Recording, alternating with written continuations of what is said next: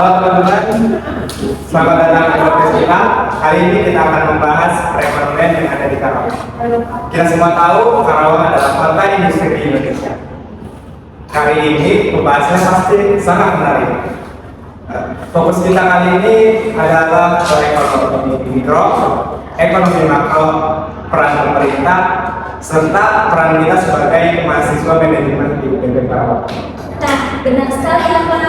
Coba bayangkan ya, di Karawang itu memiliki ribuan pabrik besar dan kawasan industri yang luas seperti KIC, KIM, dan Surya Cipta. Tapi di sekitarnya masih ada banyak sawah. Kombinasi seperti ini membuat dinamika ekonomi di sini jadi kompleks dan tidak ada habisnya. Nah, dalam beberapa tahun terakhir ini, Karawang telah mengalami banyak tantangan ekonomi, mulai dari naik turunnya harga bahan pokok yang tidak menentu, lalu ada lapangan kerja di sektor industri yang kadang berlimpah, kadang juga susah dipenuhi, hingga pertumbuhan ekonomi yang berpengaruh oleh isu-isu dari global. Melalui podcast ini, kita ingin menjelaskan konsep-konsep ekonomi dengan bahasa yang santai, biar kita semua, khususnya mahasiswa, bisa lebih mudah paham. Baik, kita langsung lanjut aja. Kita mulai dengan topik yang paling dasar. Apa sih bedanya antara ekonomi mikro dan ekonomi makro? Oke, secara sederhana, ekonomi mikro itu berurusan dengan keputusan ekonomi di level kecil, seperti individu, keluarga, atau satu perusahaan saja. Fokusnya adalah sebagai pelaku ekonomi yang merespons perubahan harga, biaya produksi, atau permintaan pasar. Contohnya di Karawang, misalnya permintaan mobil lagi rendah nih, pabrik otomotif di KIC tentu akan berpikir, oke, kita kurangi produksi atau kurangi jam kerja, dan juga harus mengurangi pesanan komponen dari supplier. Semua keputusan perusahaan ini disebut analisis ekonomi mikro. Kita juga bisa melihat dari harga barang yang dibutuhkan sehari-hari. Kalau harga beras atau minyak goreng naik drastis, pasti ibu-ibu di Karawang bakal mengatur peluang belanja mereka, dan para pedagang pun harus pintar menentukan harga jual itu juga bagian dari ekonomi mikro. Nah, mengenai serapan tenaga kerja di sektor industri ini juga bisa jadi kajian di mikro. Misalnya, kita hanya melihat satu sektor seperti industri ponsel atau pabrik tekstil. Itu kan masih dalam lingkup kecil. Dan sementara itu, ekonomi makro mencakup pandangan keseluruhan tentang satu negara atau satu daerah.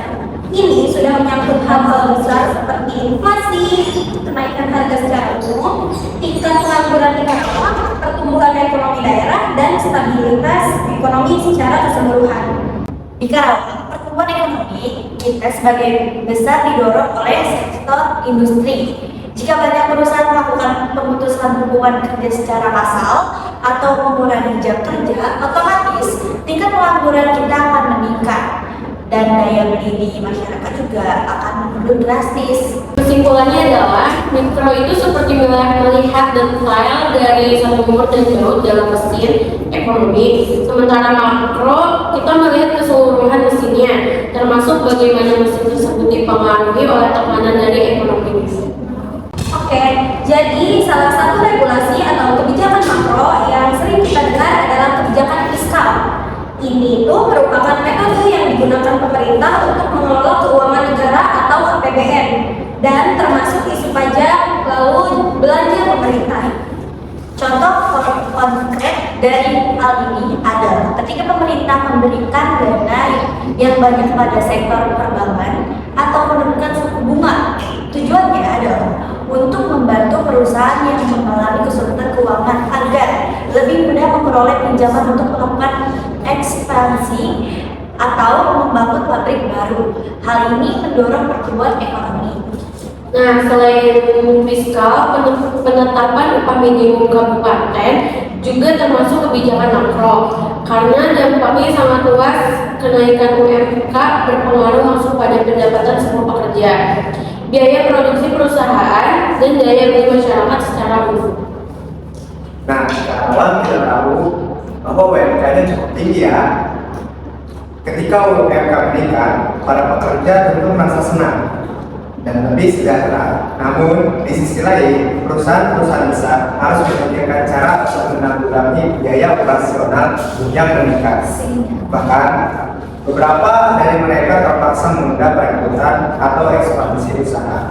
Nah, dampaknya juga berlaku untuk usaha mikro kecil menengah seperti UMKM ini.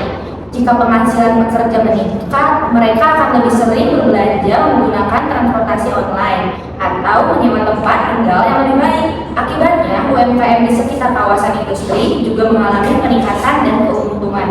Selanjutnya, ini sangat penting bagi kita, mahasiswa manajemen UPP Karawang. Mempelajari ilmu ekonomi sangatlah kunci. Ekonomi memberikan kita cara berpikir yang tepat untuk membuat keputusan yang bijaksana dan bertanggung jawab, terutama di tengah terbatasnya sumber daya. Coba perhatikan Karawang, lahan industri semakin berkurang, kebutuhan akan tenaga kerja terampil semakin mendesak, dan persaingan bisnis sangat ketat. Calon manajer seperti kita harus mampu mengelola semua sumber daya dengan seefisien mungkin.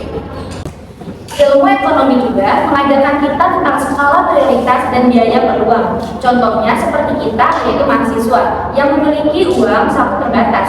Kita harus memilih mana yang paling utama nih, membayar sewa, membeli makanan, atau bersenang-senang. Contoh lain dari biaya peluang adalah soal waktu. Jika kita memilih untuk lembur demi mendapatkan uang tambahan, konsekuensinya waktu untuk belajar atau bekerja sama dengan teman jadi terabaikan.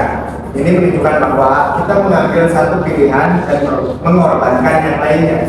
Intinya, dengan memahami ekonomi, kita dapat mempertimbangkan pilihan mana yang memberikan manfaat terbesar bagi kita, baik untuk hari ini, bulan depan, atau masa depan karir kita. Jadi guys, kesimpulannya, ekonomi mikro dan makro itu saling melengkapi untuk memberikan gambaran menyeluruh tentang kondisi Karawang. Kebijakan makro pemerintah memiliki kekuatan besar loh dalam mengatur investasi, nasib tenaga kerja, serta kesejahteraan masyarakat. Dan bagi kita sebagai mahasiswa, pengetahuan tentang ilmu ekonomi adalah bekal paling penting sebelum terjun ke dunia pekerjaan dan menghadapi kehidupan sehari-hari. Apalagi di Karawang yang memiliki dinamika ekonomi yang sangat tinggi karena menjadi pusat industri. Terima kasih banyak sudah mendengarkan podcast kami. Semoga perbincangan yang sangat santai namun bermakna ini bermanfaat ya untuk kalian semua. Oke, terima kasih banyak ya guys sudah nonton podcast kita kali ini. Semoga apa yang kita sampaikan ini bermanfaat untuk kalian. Sekian, sampai jumpa di podcast berikutnya. Bye bye.